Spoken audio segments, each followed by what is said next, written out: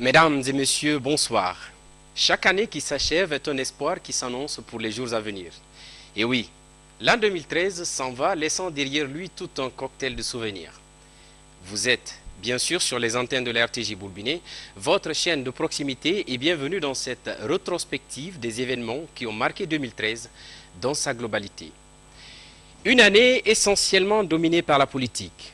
L'organisation des élections législatives a divisé pouvoir et opposition. Plusieurs marches de protestation sur le maintien de l'opérateur Wemac, par exemple, ont été organisées par les opposants du régime de professeur Alpha Condé. Des concessions ayant été faites de part et d'autre, le 28 septembre, les Guinéens ont enfin voté dans le calme et la sérénité.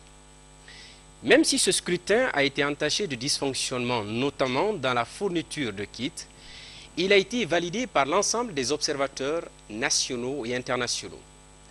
À la suite de ce scrutin, les résultats proclamés par la Commission électorale nationale indépendante seront finalement validés par la Cour suprême et depuis, le calme est revenu à Conakry et à l'intérieur du pays.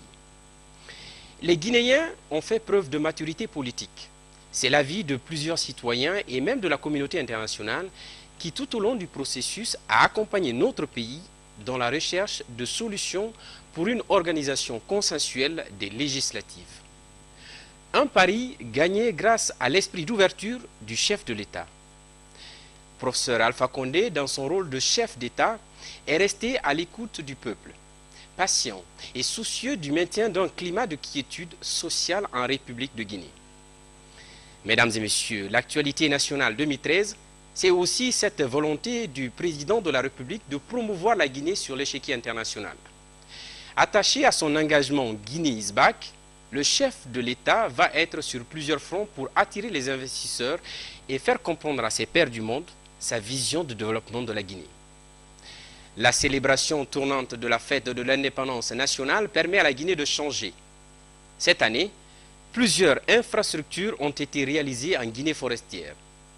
Zérekoré a accueilli l'événement et le 2 octobre 2013, les Guinéens étaient fiers de l'investissement du chef de l'État dans cette région où le calme des populations a très souvent été perturbé par des affrontements interethniques, vite maîtrisés par le gouvernement de Mohamed Saïd Fofana.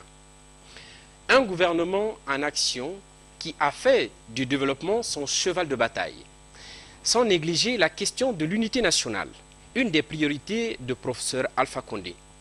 Les rencontres avec les acteurs politiques et les populations se sont multipliées du côté de la primature. La révision des textes de loi organique a marqué l'année au ministère de la Justice. L'économie guinéenne va mieux, et même beaucoup mieux. Le programme de réforme de l'armée se poursuit de façon satisfaisante. Plusieurs réformes sont engagées dans le secteur de l'éducation nationale. Des efforts sont faits pour améliorer le réseau routier guinéen.